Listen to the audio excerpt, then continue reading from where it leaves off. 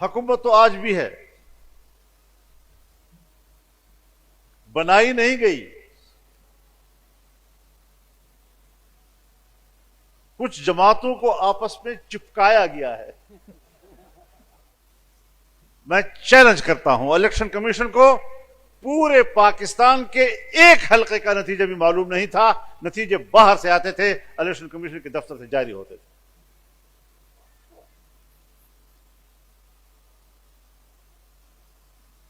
ایسا کٹ پتلی کمیشن شاید دنیا میں کہیں اس کی مثال نہیں۔ تو آج کا دن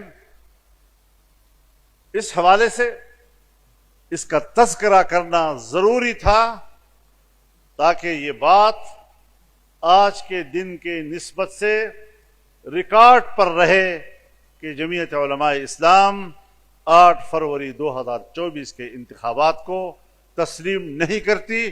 ہم نے اس دن میں مسترد کیا تھا، آج بھی ہم اس کو مسترد کرتے ہیں۔